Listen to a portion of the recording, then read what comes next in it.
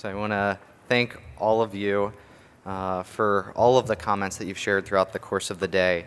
I know we only had a limited amount of time today for this conversation, but as I was alluded to earlier when we started the day, this is the start of the conversation. And this is even the start of the conversation that's going to inform the summary of this meeting. The lupus organizations that came together and hosted this meeting will in fact be putting together that voice of the patient report to submit to FDA as a summary of this meeting and all of the input that's been provided. And we know that it was impossible to get to everyone today. There may be some of you that didn't come here today thinking that you would make any comment, and when you now walk out the door, you might think of something important that was worth sharing. Or for those of you that have been diligent in staying with us on the web all day, you haven't had the same opportunity to provide your comments. Because of that, we are encouraging written comments that address the questions that we've posed today, both on burden of disease and approaches to treatment, and they can be submitted within the next week to info@lupuspfdd.com. That's email address, info@lupuspfdd.com. So I wanted to make sure that you all were aware of that. Before we move to the open public comment portion, we have 4 speakers signed up. I wanted to first speak to the drug developers in the room, the clinicians in the room, the lupus organization staff in the room, and ask you all to join me in thanking and applauding all of our panelists and audience members today.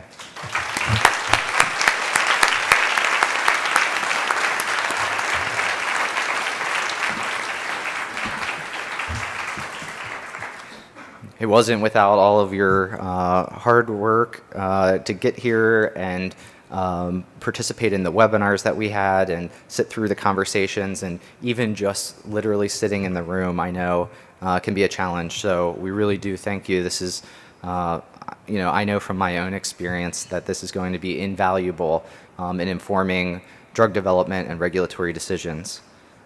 So now we have our open public comment. This is an opportunity for for individuals that signed up to provide 2 minutes of comments each. This can be directed to the host patient organizations and the FDA. I'm going to list you in order, and if you can just prepare to come and speak at this standing mic here. We have Dorothy Torum, Amanda Green, Jeanette Worthen, and Kelsey Schmidt. So if we could have Dorothy come up to start. Dorothy, right here.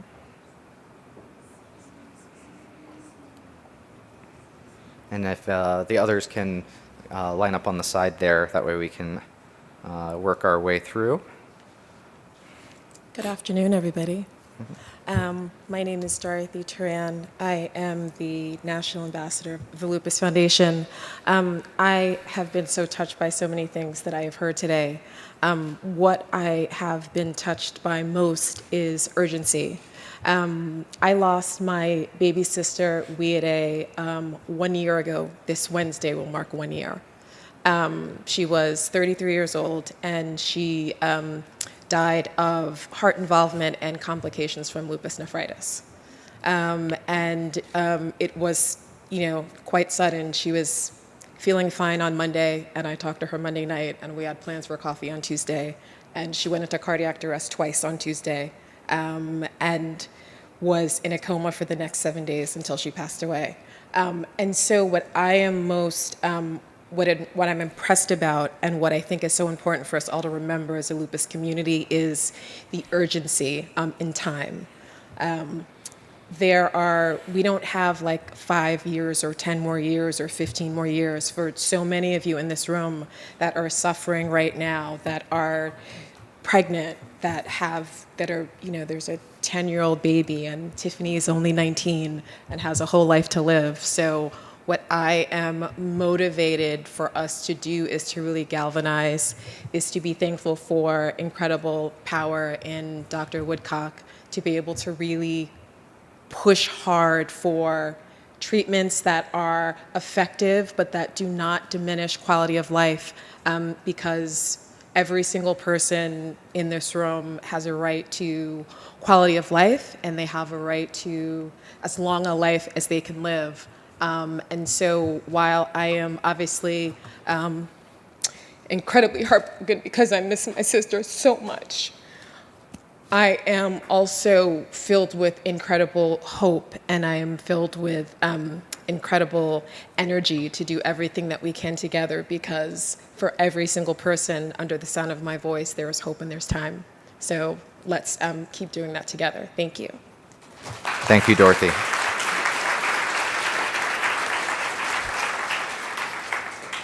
Hi, I'm Amanda Green. I'm from Los Angeles, and I've been living with lupus, or I've been diagnosed with lupus for 35 years. I've been living with lupus a little bit longer.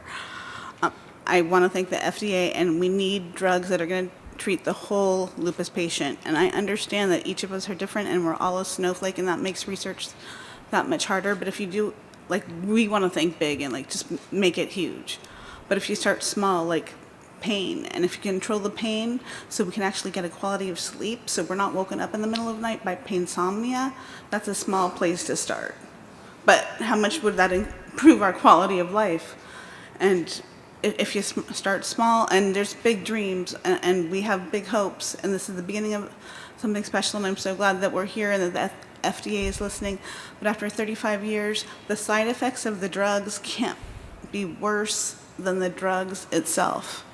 I was taking so many drugs that my stomach lining was bleeding that I had to take 5 other drugs to take care of that.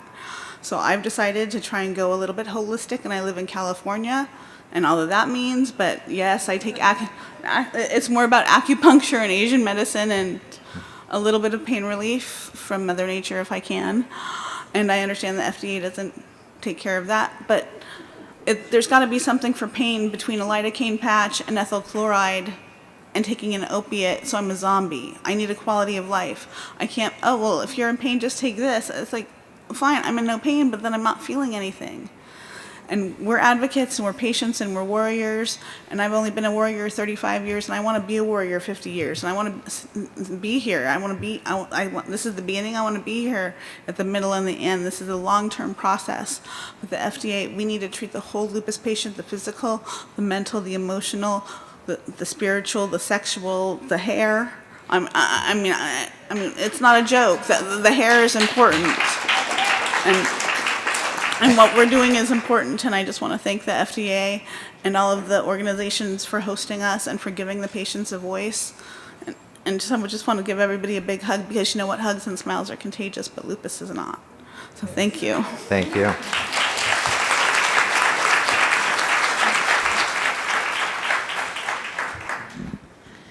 Hello, I'm Kelsey Schmidt. I was diagnosed a few years ago. As you can see, there are 5 million people diagnosed with lupus, and there are so many more people out there that don't know that they have the disease because it affects so many things. That's why we're here. We need a change. Myself, I'm 34. I'm on 30 pills a day. I do weekly shots of methotrexate and do monthly infusions of Benlysta. That's a lot. And I can only imagine, as I grow older, how many more pills I'm going to have to take. That's unacceptable. I don't take that. There has to be a way that we could change that, because I know that my quality of life could be so much more. My life revolves around my health. Every single day is, how am I feeling? Can I get out of bed? Can I do this? I'm going to have to cancel something. Can I make it to work? Am I going to be able to work in 5 years? Am I going to be able to do this? So we need to make a voice. We need to make a drug that could target every one of us, and we need to make it an affordable drug, because you look at us. I go to 8 specialists. I have co-payments. 30 drugs, that's a lot of money. $15,000 a month for infusions. You got to make sure that, and a lot of us aren't working. So we need to make something that could be affordable and something that we could actually work for us with a decrease of side effects. because I do a medication and then it affects my kidney. So I got to take that off. I got to take one drug off, and then I get a flare up. So let's not just talk about this. We need action now. We need something that comes out of this meeting, because talk doesn't do anything. We need to see an impact of what our voices are met. Because look at all these faces. We deal with this on a daily basis. So thank you for hearing us, but now we want to see what's going to come out of this. Thank you.